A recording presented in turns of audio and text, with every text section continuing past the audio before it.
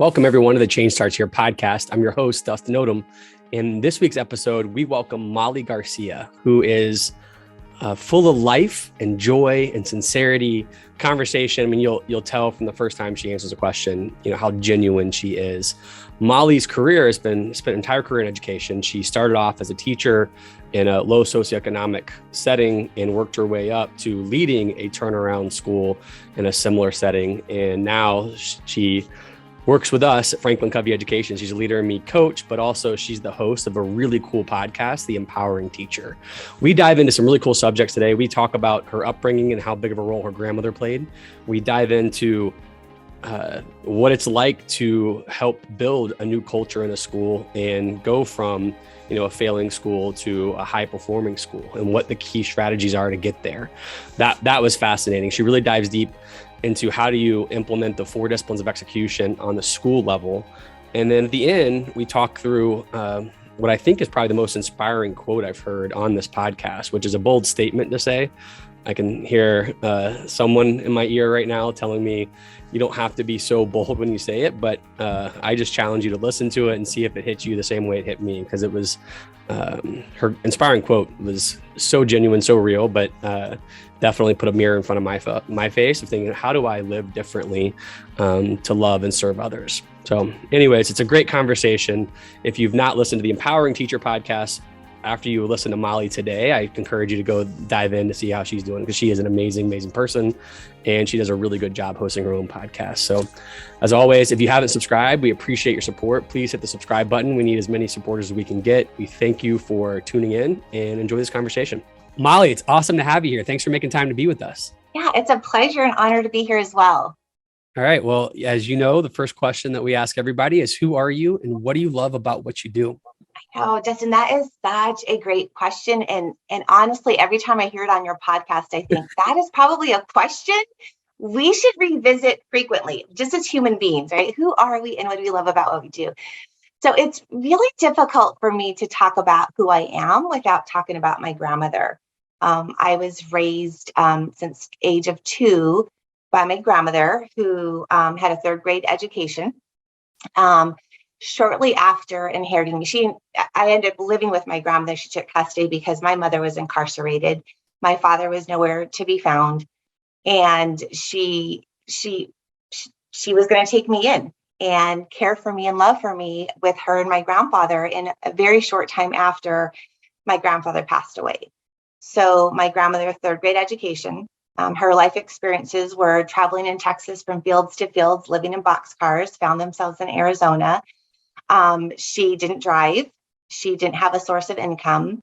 The love of her life had just passed away. And she's got this bundle of a little girl with crazy curly hair in the midst of her arms. And it's crazy because when she would tell the story, Dustin, she would tell it as if it was this huge blessing in her life. It was insane. And so I remember listening to it as a little girl, her talking about the joy that I was able to bring to her life. And when I think back, I'm thinking, who would think that?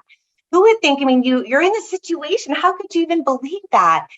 And it was just such a testament to who she was. She saw beauty in everybody. She loved everybody unconditionally. She was extremely kind and hopeful in the world. And so that was my upbringing. So although it wasn't traditional in the sense that, my family dynamics may not have looked similar to someone else, it was beautiful in that I was surrounded by love. And I think that carries into who I am as a person, and especially in the 2 most important roles in my life. And that is being a wife and a mother. And I am very fortunate. I have married my best friend. We've known each other since we were 5. We're in the same kindergarten class together. So he is like that person when things go well. That's the first person I want to talk to. And maybe when things don't go all that great, still the first person I want to talk to. And together we have 3 amazing kids. They're definitely who we want to be when we grow up. They are adventurous and brave, and they love well. They want to serve people, and they just have this courage, destined to see beyond what is now. And they make me feel like being a better person just being around them. And we're empty nesters, they're all grown. Our youngest is actually in Italy right now, studying abroad at Gonzaga University, seeing the world, taking a whole new light on how to serve. others. And those are the two roles that I feel have been impacted in the way that my grandmother gave me life experiences. And in all honesty, if I'm not successful in those two roles, then nothing else really matters. And so that is definitely rooted in who I am. And when I take the time to pause about the connection between my personal life, my professional life, I'm who I am in my professional life because of that personal experience. Mm-hmm. I served as, right now I serve as a coach for Leader in Me and a podcast host. Prior to that, I served as a teacher. That was my aspiration in the world, to be the best third grade bilingual teacher in the world, led to a story of middle school, which I'm sure we can talk about a little bit later, which is where I truly found out who I was as a middle school teacher. It taught me a lot of lessons, and eventually a coach in building leader and college instructor. It's all full circle, and it's all rooted in my mission, which is to love and serve in the kindest of ways. So I think that gives you a little bit of who I am and what I love about what I get to do. How long have you had that mission? So you just said you get to love and serve, right? What's the mission again? To love and serve in the kindest of ways. It was when I went through my very own 7 Habits workshop as a school leader. Wow. that has happened, and it's tweaked along the way. It's got shorter and shorter and shorter, and now it's just kind of, I feel like I need a tattoo. Well, I'm not brave enough to get a physical tattoo, Dustin, but definitely a mental tattoo. I think that lives with me for sure. Well, I didn't think I'd be asking a question like this, but since you put out the information of knowing your husband since you guys were 5, what kind of a relationship advice do you have for the rest of us who met our soulmates much later or are looking for them right now?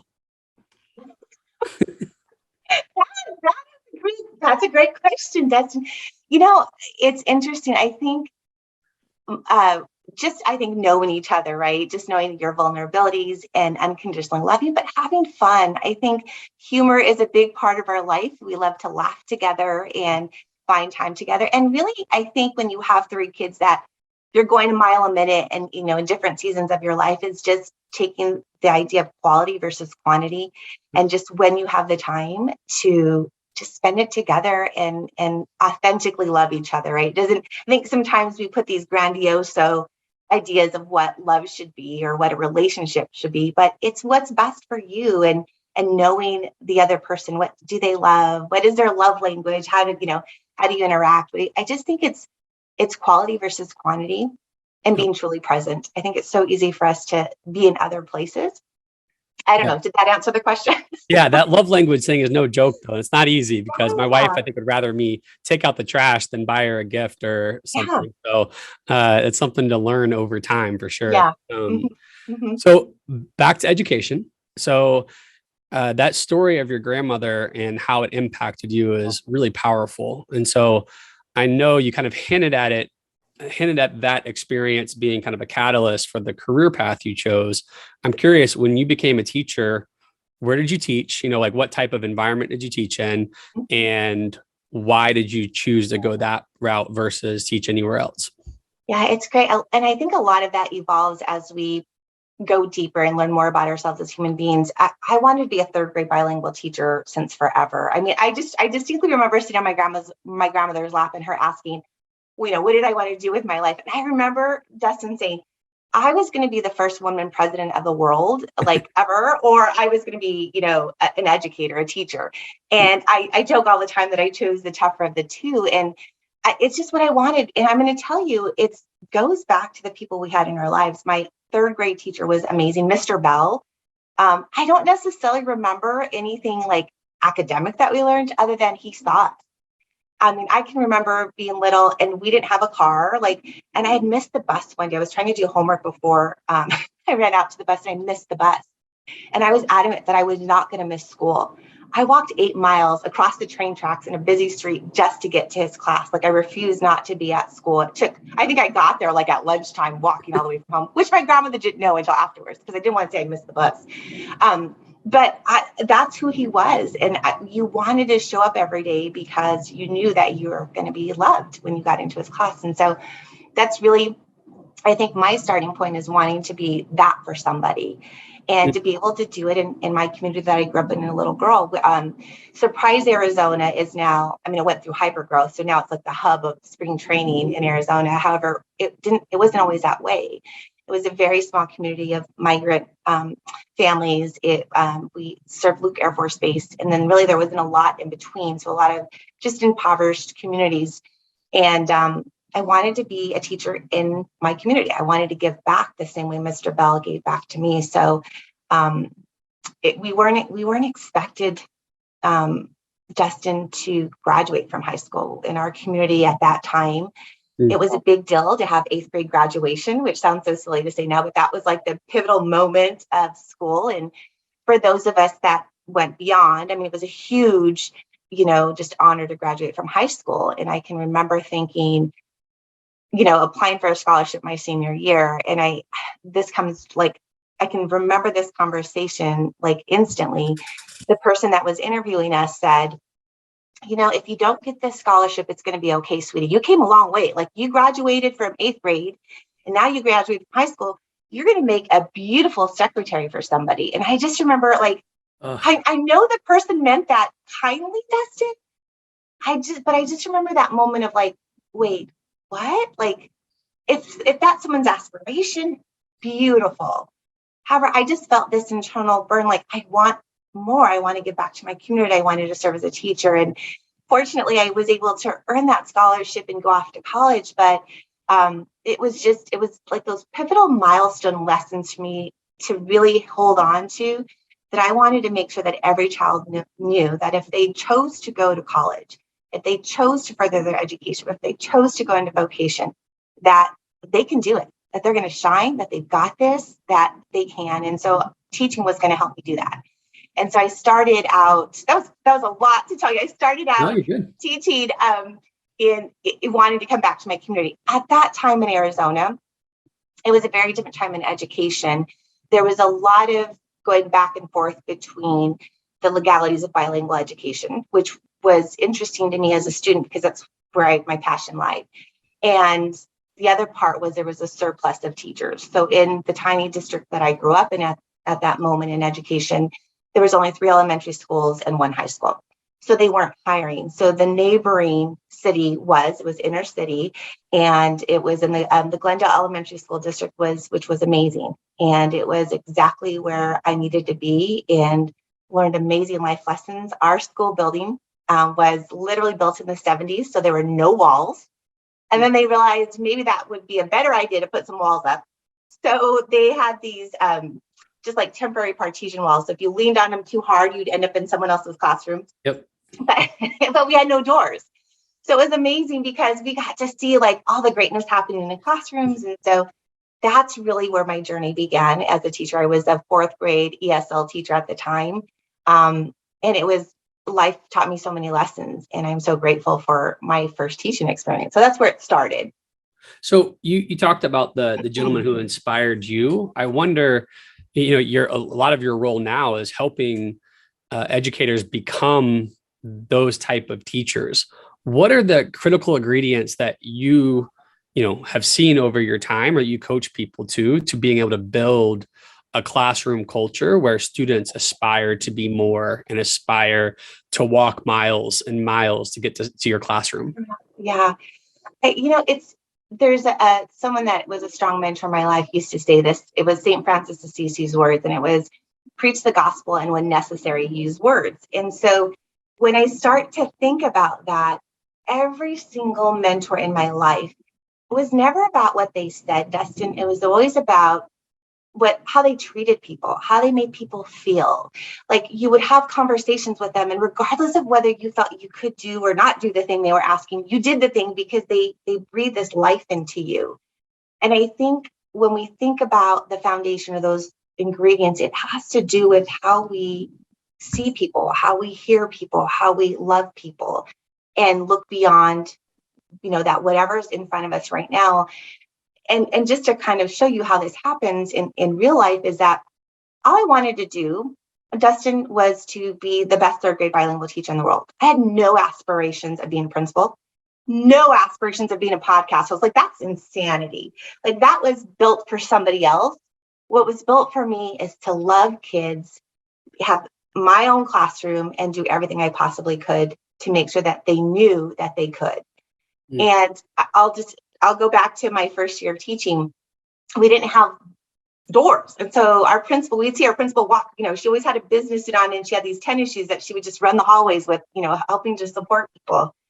And going into my second year, I saw her little feet pitter pattering going really fast. And all of a sudden she halted right in front of my room. And I remember thinking, like, that nervous feeling of like, oh my gosh, my principal is in my room. Like, just that natural fear I think we have because we have so much admiration for our leaders. She comes in and she says, hey, I want to talk to you. After school, can you stop by my office? And Dustin, I worried about that all day. Like, oh my gosh, like, did I do something I wasn't supposed to? Did I not teach the lesson right? So here I am in her office, and she says, hey, she's like, we have this amazing opportunity. We're going to start this new thing in education. It's called multi-age. And she's like, we'd really love for you to consider doing that. I thought, not knowing any better, I said, Tony, I don't think I could do that. Like, I could really mess up kids.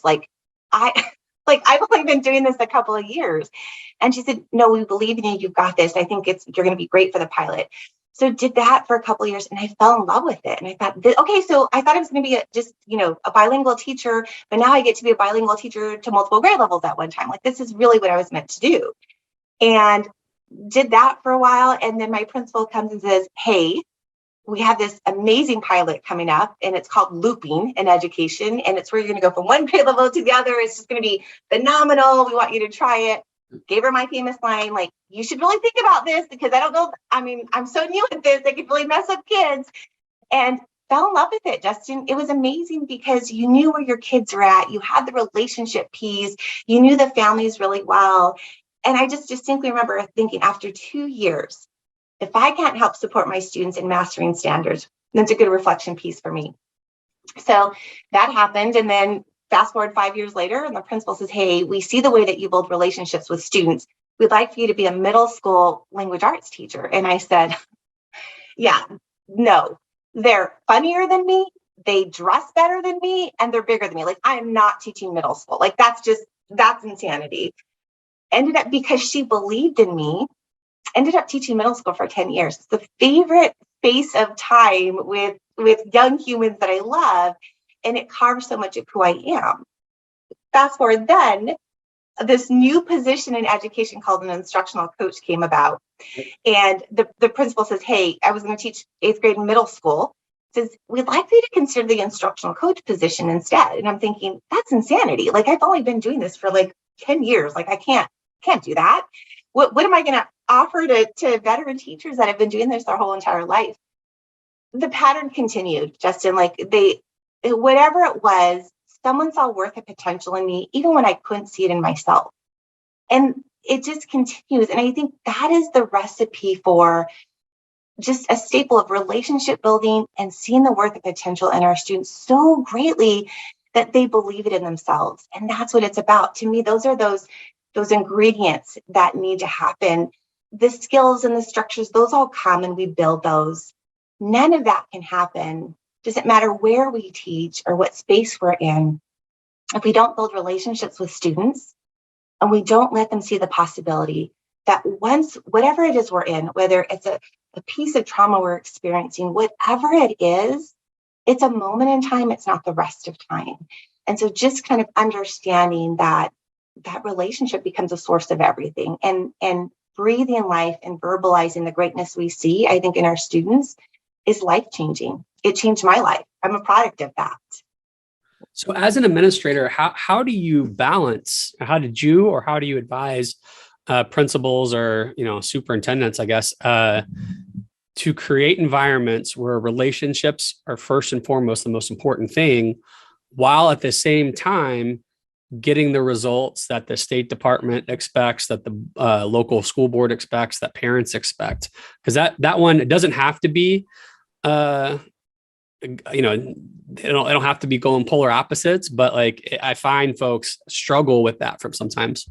Yeah. And I go back to, it begins with ways that we effectively build trust in a building. When there's high trust in a building, it accelerates everything, including your proficiency rates.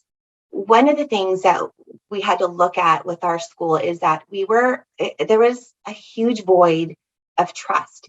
When I became a principal, I was prepared for the trauma of the students. Basically, the boundary for my school was really the boundaries of where I grew up as a little girl. So I was ready for that. Dustin, I was ready for the trauma. What I was not ready for was a trauma of the adults and the void of trust. And so we knew that's where our work was anchored. And it goes back to modeling what we expect. And it's a process that takes time, and that we're intentional, and that we make transparent, and that we vocalize. And in the same ways that we build that trust in the classroom. I think the first piece is being able to model what does that look and sound like for your staff, and vocalize, right? So I know for us, we brought our staff together and we had conversations. Let's dream. Where do we want to be in 3 years?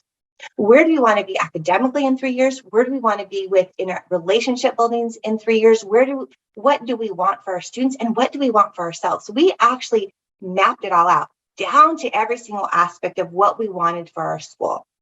And then we worked backwards. Okay, this is what we want in 3 years. At the end of year one, what would show that we were successful so that it was tangible? So if I was a first grade teacher, I could say, okay, so for our first grade team, this is what it looks and sounds like.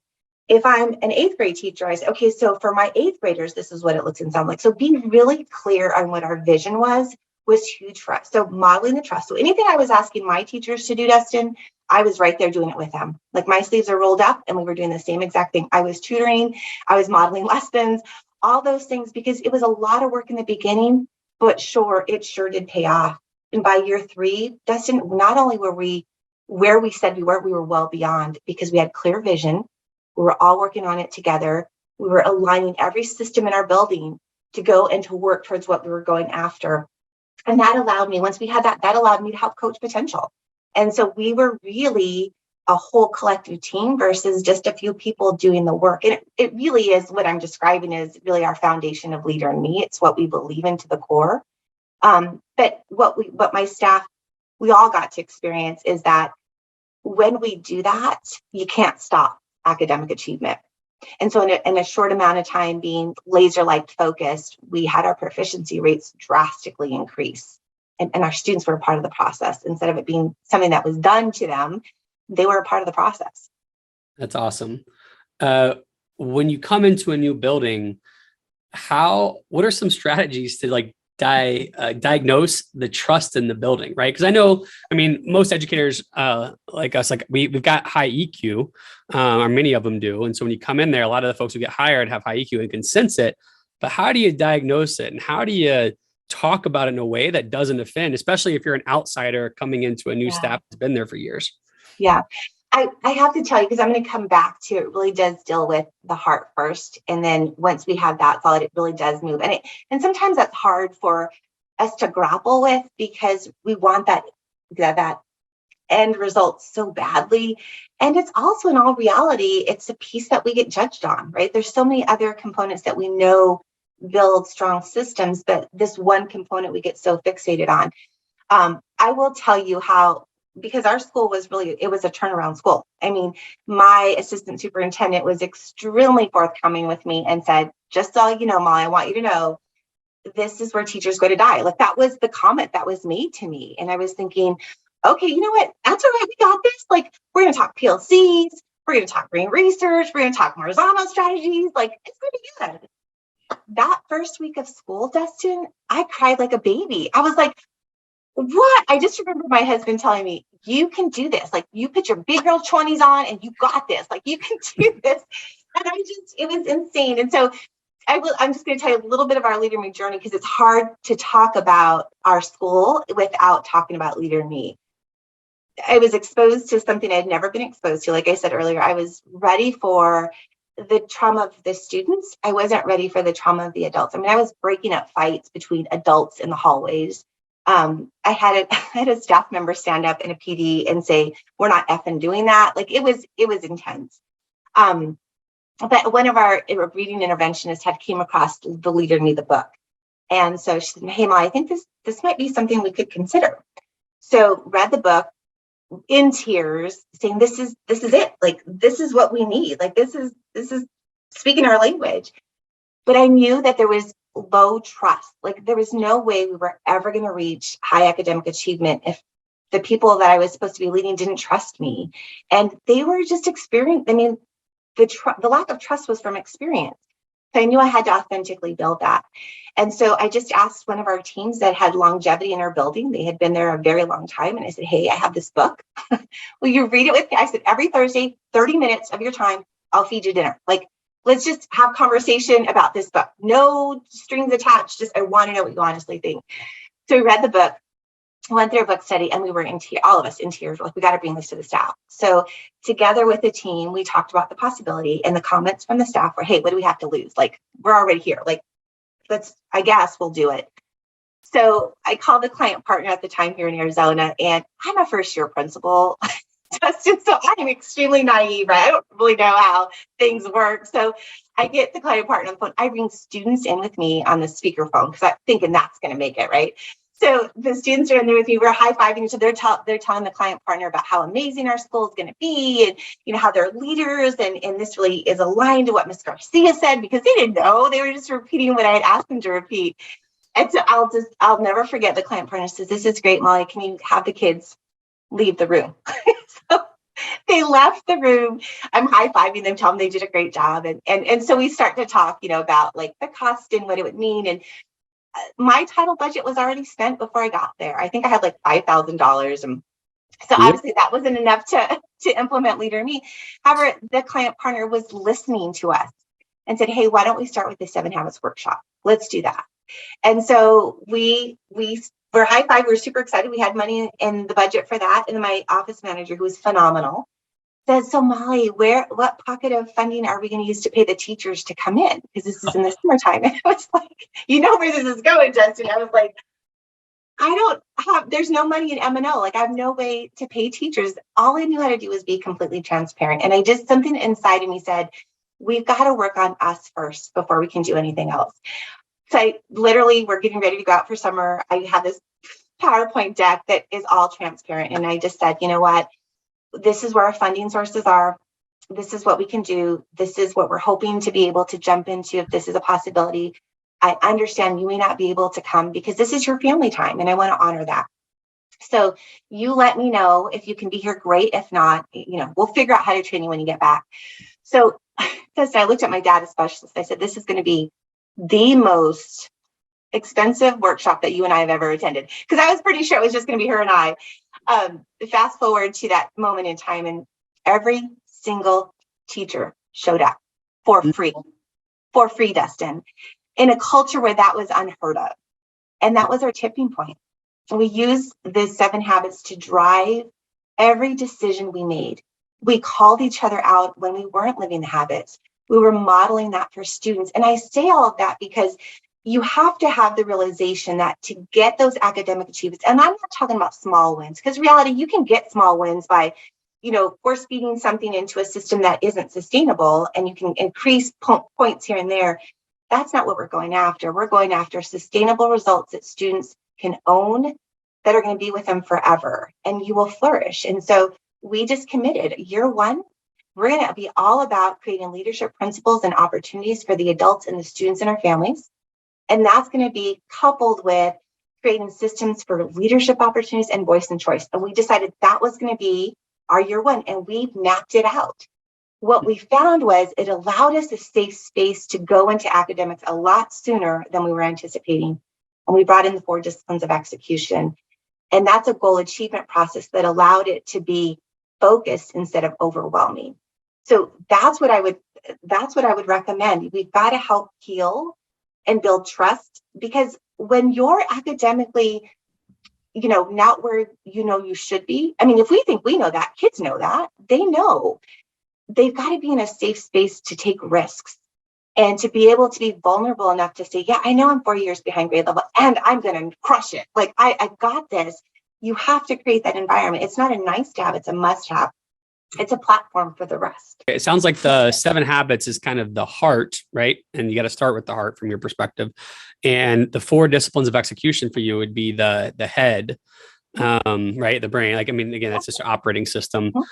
What was your experience to tell us a little bit about, for the folks who don't know, the 4 disciplines of execution. We've had guests on here, but there may be new folks who aren't familiar with it. Tell us a little bit about what it is and how it looked and felt in your building. Yeah. So I'm going to channel my inner Lynn Kaczynski. She is really the amazing leader in this space.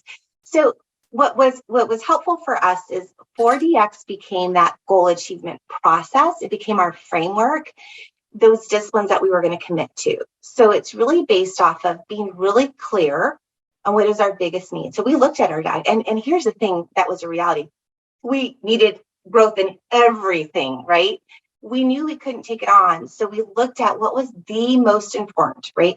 What was the one area for our students in reading and math that would really help us gain traction, right? And it differed a little bit per grade level, but really helping, number one, our teachers look at the data, not let the data be scary, and not let it be about judgment, right? So, and that's why the 7 habits helped us in that space, because our teachers understood that it's not judgment, it's how can we be focused to move more effectively. So first looking at what's most wildly important, and that's a focused area, and putting it in a format of X to Y by when. So where are we now? Where do we want to be? And by when we're going to get there. So we had a target. So that was the first layer. Then we were strategic. So we looked at curriculum pieces and instructional strategies that we already had in place that were leveraged in good practice that we knew were good for students. And we took 2 content pieces that we already had, right? For us, it was 95% intervention group content for our intervention groups, and then Galileo, which was an assessment piece that we used that had lessons that were already familiar to our teachers. So those are the 2 things that we were going to commit to. It wasn't overwhelming. It wasn't, taking something completely different, but it was very focused. And we knew it would produce results if we did it with a strong cadence. We scoreboarded. The scoreboards were fun. It was that game on switch, just like Sean calls it, where the kids could see collectively that we were making gains. They were in the hallways. We were celebrating. We were high-fiving. We did dance parties in the hallway with music. We did jump rope with the principal. We did all tape the principal to the wall. We didn't care. All we cared about is that our kids knew that they could do this and that they got this. And then we talked about that discipline 4, which is that cadence of accountability, which is all about having conversation. I wish we could change the word accountability to reflection, because I think sometimes the word accountability in education is like a 4-letter word, like nobody wants to hear it anymore. But it's about reflection, letting students have conversations about their growth and what they can do to impact that growth. And then as adults, having conversations with ourselves about what practices could we put in place to support our students. So I know I did that kind of fast, but that really became our operating system for everything. And here's a really cool thing.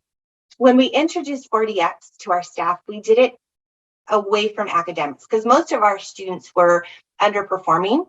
And so what we did was we brought it into a way that wasn't like, they weren't worried about failing at it. So we did it fun ways, like a wellness goal, or something that in their personal life, like soccer, or anything to kind of connect them to learn the process first. And then we snuck in academics as a whole class, so they were all working together as a team. And then we brought it in individually. So we tried to make it more about teaching the process so kids could own it. And then we brought it into academics, which worked out really nicely. So here's a really cool thing. Our kids learned it so well, Dustin, they wigged everything out. Like if they saw an issue in the cafeteria, oh, we need a wig for that, Mrs. Garcia. Like we need a wig. Like we need to figure that out. So they didn't necessarily see it as just an academic tool. They saw it as a life tool. Like, how do we get better? What's the difference between, every educator that I know, no matter what state they've been in, knows all about SMART goals or has had some exposure to SMART goals. Yeah. What's the difference between SMART goals and the process that a lot of educators have gone through for that and your experience with the 4 disciplines?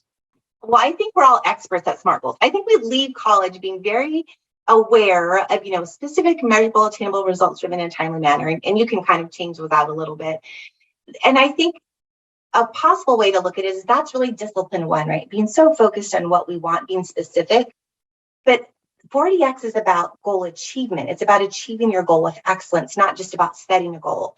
So I always think about it as it's the SMART goal idea on steroids. Like we're actually bringing you with actionable steps ways to check in your progress so you can visually see where you're at. So you have that constant reminder of, hey, we've got this, we're moving forward. And then to be able to talk about it, to talk about what's going well. And then maybe sometimes to talk about, hey, we're not making the progress that we were anticipating. Where do we need to pivot? Where do we need to shift? So it's really more of a goal achievement process. It's about accomplishing your goal and crushing your goal versus just setting a goal, right? I always think about it as like standing on the scale. Like if I want to lose weight, Dustin, I just keep on standing on the scale, riding my weight, standing on the scale, riding my weight. Like I'm aware of my goal. I've set a goal, but I haven't really, you know what I mean? I haven't really set any steps to do that. So if someone's listening, before we transition to talking about your podcast, if somebody's listening, what's the best way they can learn more about the 4 disciplines of execution for their schools or their district? For the people who are listening, Molly is holding up a book right now for us. This is the book that goes with me. It's the 4 disciplines of execution for educators. So if I'm even just a person listening thinking, okay, what is this thing that this crazy lady's talking about?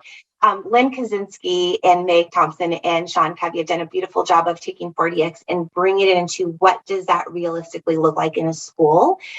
They can definitely reach out to their coaches out in their states to walk through that. But I will tell you, it was a game changer for us as a school. We would not have been who we were and how we made progress if it wasn't for embracing the 4 disciplines. Like, I think it is just a structure that once it's part of the DNA of your school and you jump into it, it really just, you can't see not having it there in your school. So I would say the first thing is pick this up. Maybe listen to a couple of podcasts where Lynn and Sean and Meg are on just to kind of walk through it. And then, of course, reach out to your coaches. That's awesome. I too use the 4 disciplines principles before we even had a book for educators, a decade ago with my school district and other school districts I got to work with. And I couldn't agree enough. Personally, the power of helping you go accomplish your goals is something that changed my life and hopefully it's changed the life of many more folks. Yeah, absolutely. All right. So before we run out of time, I do want to dive into your amazing podcast, The Empowering Teacher. So tell me just real quickly what it's about and who's it for. Yeah.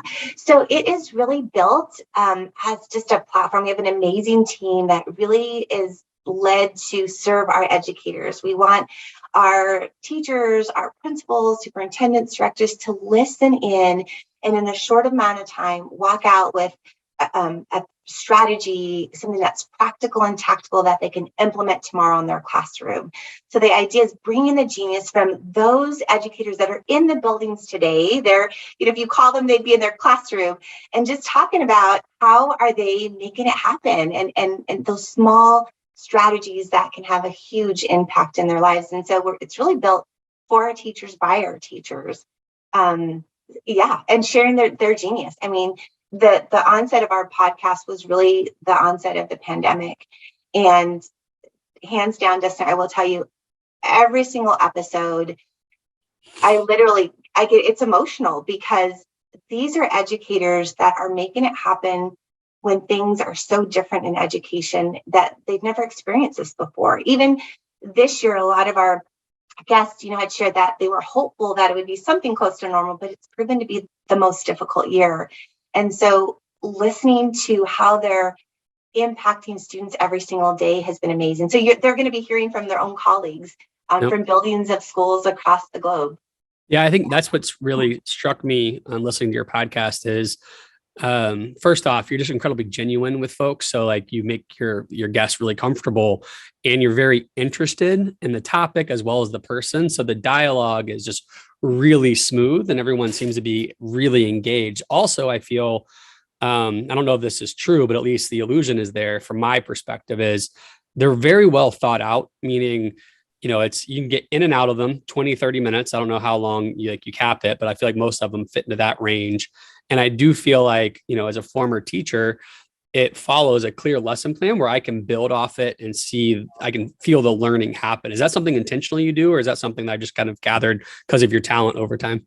No, I think our team was intentional. I think really trying to put ourselves in the mindset and the shoes of our educator and how we would just progress through understanding why this strategy would be impactful. I think sometimes we see a strategy, but no one really talks to us about how did we end up at that strategy, and what was the problem, or what was the issue that helped us come to that point. And so letting our teachers just kind of guide what that process should be like is where it came from, but that's our goal. That's awesome. Well, I think the topics you've chosen also shows your understanding of where educators are at. I mean, you've got from burnout to balance, from uncertainty to opportunity, from a job to a calling while we're struggling with job. Like, I mean, it feels like your subjects as well as the guests are chosen very intentionally to speak to the heart of an educator of where they are most likely at that given time. You know, I know it's every other week, but like, that's something that I assume you guys have been really intentional to make happen. Is that correct? Yeah, and we want to make sure we're serving our teachers. So we ask them, what do you need? I mean, this is about them. This is about serving them in and just an unpredictable season and beyond. And so we really do. We are very intentional about getting feedback from them. What do you need? Well, how can we serve you? That's our mission, is to serve them in the capacity of leading their classrooms, leading the school building, leading a district. Yeah. So I know I would not really love the question if I was on your side of this podcast, but because you don't want to hear like, well, what was your favorite podcast? Because every one of them is so unique. But I am curious, and so it's not really about the guest; it's more of like the topic. What was one of your most memorable, or a couple of your most memorable topics that really surprised you? I guess. I mean, as you're going into it, you prepared, but when you got in the depth of the conversation, it just really hit your heart in a way that you weren't prepared for. Dustin, that is an unfair question. Thank you for acknowledging that you not wanting to have to be on the other end of that. I will tell you, every single episode, doesn't matter who the guest is, if they bring me to tears every single time. In the pre-conversation before we, hit record, into the thanking them at the end, like it just is, because it can't stop thinking about how much gratitude and just admiration I have for our guests, for our teachers. I mean, they are making it happen. And I go back to, yes, I was a teacher, coach, principal, but not during a pandemic. And there's a whole new level of just grit and resilience and love that it's just amplified, and it's so inspiring. I will tell you, every single episode, I think, connects to every single listener in a different way. There's one that stopped me in my tracks. It was in season 1, and it was Matthew Trevino. He is a Grammy-nominated teacher and music teacher out in Lone Forest in Texas. And his was all about enduring hardship and embracing hope. And he shared a very personal story with our listeners about how he had lost his baby at 3 months old. And how he and his wife really found strength by leaning into hardship versus, running away from the hardship. And I just remember thinking, like, that in itself, to be able to say, to lean into hardship, like the vulnerability and courage it takes to be aware of that and to move in action. And he talked about a place of wanting to make his children proud of him, including the little one that they had just lost. And he wanted to serve as an inspiration to them, and wanted to model that, and to know that trauma is a moment in time versus seeing it as the rest of time. And it stopped me, Dustin, like in my tracks. And I thought, the power of that paradigm, the power of him having that, he and his wife, and then sharing that vulnerability with our listeners, because it just showed the care of teachers. Like, educators want to hold on and inspire each other in this work that we do, and that he was willing to do that was just so powerful. He, the rest of the episode really talks about being mission driven and the joy that comes out of living our purpose. And it's not a perfect journey, for sure. But he talked about how it's a beautiful journey. And I just thought he is expressing the epitome of what it means to be an educator, what it means to let children know that they're loved, they're seen, that they're heard. And maybe letting all human beings know that. And it was just, it comes back to me all the time. Every time I think of his name, I get really emotional, because he was just a model of what we all hope to aspire to be. And that stops me in my tracks every time. That's great. I mean, again, for anybody who's listening who has a heart of an educator, has a teacher in their life, or is a leader in education in their life, go listen to this podcast. Again, it's only 20, 30 minutes per episode. It's every other week. Is that right, Molly? You guys twice a month. Yeah. Twice a month. And so they're in and out. They're really inspiring. And as you can tell from listening to Molly, it's very heartfelt and genuine. And so it just comes out and comes very natural to the conversation. It's really fun to listen into. So before we let you go, we have a few questions we've been asking every guest this season.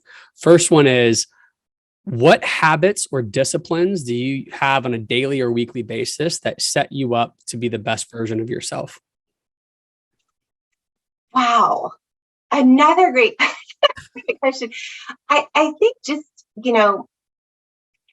waking up with a grateful heart. I think every morning when my feet hit the ground, I'm alive, which means that we get to live out our purpose. I think just having that awareness and ferociously wanting to learn, like just knowing that we've never arrived. I'm a big podcast and books person. So I try to, every moment I have is, whether I'm in the airport, driving to a school, whether I'm on an airplane, my nightstand, just taking in the brilliance of others and applying it to my life. I think that's consistent. But I think just being grateful every day when I see people, telling them how much I love them, how much they mean to me, hugging and squeezing my husband and my kids. They're all, in different parts of the world, but just even with words, letting them know how much gratitude and love I have for them. I think that's just a habit that no matter the day, no matter if it's a great day or a challenging day, that I'm going to let people know how much they're loved. So it's a practice that happens all the time.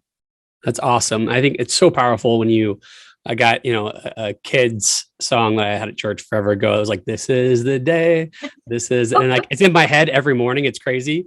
But because I've had a good mentor in my life talk to me about, you were made for the day, and the day was made for you. So you have, like, today is what you have, and that is it. And so it's refreshing to hear you wake up with that kind of focus. And just by doing that, if you just honor the day that quickly, it probably puts on a different pair of glasses for you to look at the rest of the day, right? Yep, absolutely. Whether I'm stuck in an airport or in traffic. No, that's awesome. That's powerful. All right. So next question, what book or books, if you want, have you read in your lifetime that was life-changing, or one that's recently on your heart that just you think everybody needs to check out? Oh, goodness, great. So I am a layered book reader. So I have books that I read on the road, that I read in the hotel, that are here in front of my desk.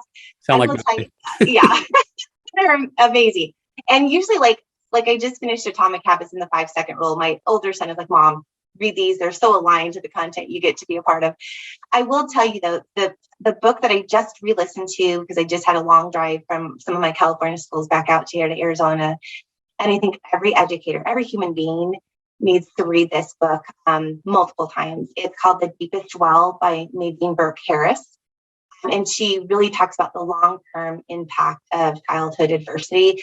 I just think it gives us a lens to understand beyond just what we might hear at a surface level, but to really understand the opportunity for us to help and to understand. But I would definitely say this is my second go around with it. And every time something else connects to. So The Deepest Well, is that what it's called? Yeah, The Deepest Well. And it's by Nadine Burke Harris. But in anything Enneagram, I'm jumping into anything Enneagram. I just read The Sacred Enneagram, and Jen Hearn, one of our amazing colleagues, recommended The Journey Towards Wholeness. So I don't know if any listeners out there is that, but those are two great reads. Oh, Jen Hearn. Jen Hearn and I have been friends since she was a teacher. I love that woman, and She is so inspiring. Yes. And I mean, from the moment I met her, she lit up my world. So I'm jealous that you get a chance to talk to her.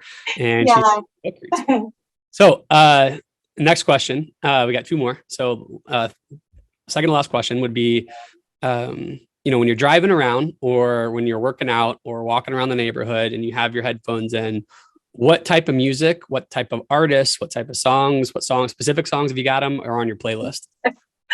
So anything cumbia. So I feel like that music, it's just Latin inspired music, gets me up and moving and excited. And sometimes I don't have, when we're traveling from here to there, walking in the airport becomes my exercise. And so as long as I put in like Cumbia Kings or anything like that, I'm like, I probably look crazy ridiculous. And people are like, why is that lady walking fast and dancing as she goes down the tarmac? But anything Latin, I think anything cumbia related is what I love. But I listen to every type of music. I think kind of jumping in there. Sometimes my kids will send me, hey, Mom, check out this song. And I'm all about it. I am also someone that doesn't necessarily know the words to songs. So I make them up, Dustin.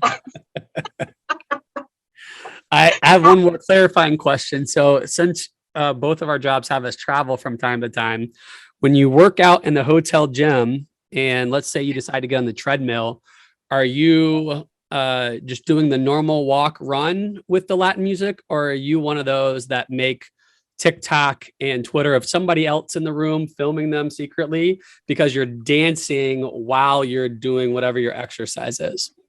People are probably making a TikTok of this crazy lady on the treadmill. Because all right, when you listen to cumbia music, you can't just walk. Like you instantly start going really fast. So I just kind of decided that I'm at an age where I'm okay with that. It's going to be enjoying. I think we have a mutual friend. I know we definitely have someone as a colleague that we both work with. I just don't know how much time you got to spend around her, but there's a woman named Erica Tyson who I love dearly and lives in my city with me. And anytime I come across something on Instagram, I've just experienced her treadmill routine before, which is like so much joy in her heart that she's just got to dance and share it. So anytime I see those on TikTok, Twitter, anywhere, I capture them and I text them to her immediately just because it makes me smile every time I see it. Because it's like, you can't hold back. You're just that joyful. The music's doing something to you that you got to let it out some way. Yep. Hands down. Totally. Awesome. Absolutely. Last question. You are around a lot of amazing leaders and educators. I'm curious, what's the best piece of leadership or change advice that you've come across recently? It could be a quote that you saw on Instagram, or it could be a conversation you had with a student or a teacher or a principal recently. Dustin, there are so many. I think I'm always in awe. Every time I get an opportunity to walk into a school building, what's consistent, I'm going to go back to that original quote that we talked about. It's St. Francis of Assisi, preach the gospel and when necessary, use words. If I think back to the just mentors that are with me today or that are in my heart, they did, that's exactly how they lived their life. It wasn't, what they were telling people, it's how they modeled and how they lived by example that really changed and transformed those around them. And when I look into our buildings today, that's exactly what our leaders are doing. That's what our student leaders are doing. That's what our educators in the classroom, in the building, in the district level, they're modeling. And I think that's really what it comes out to. I mean, we could, talk about Eve's amazing research behind mirror neurons, but it's what it is. It's just modeling for people. We let it be seen that this can happen. And I think when we live in that way, we have such a great impact and we learn from people. I mean, if we think about ourselves and the people that have been impactful in our lives, it's not necessarily what they just said. It's what they said and what they did completely matched. And it led us to believe that great things are going to happen. Yeah, I definitely, I try to not take many notes while I'm talking so I can be fully present. But when you threw that quote out there earlier, preach the gospel when necessary, use words, that one hit me like a ton of bricks. So I'm glad that you circled back to that. I didn't know if you would, but is one that I will definitely highlight some more. Well, so Molly, this has been great. I know we've got a hard stop now. So thank you for this time. Thank you for your sincerity, your passion and love for the work that you do. And again, for those folks who have not listened to your podcast, I cannot encourage people enough to go over to The Empowering Teacher. You can find it on anywhere you listen to podcasts, Apple, Spotify, anywhere else. It's a great listen. And as you can tell, you have someone who is 100% genuine and authentic every time you talk to her. Thank you, Dustin. It was amazing. Thanks for your time. Please support us by subscribing to our YouTube channel, podcast on Apple or Spotify, and help us celebrate the beautiful, messy work of shaping human potential.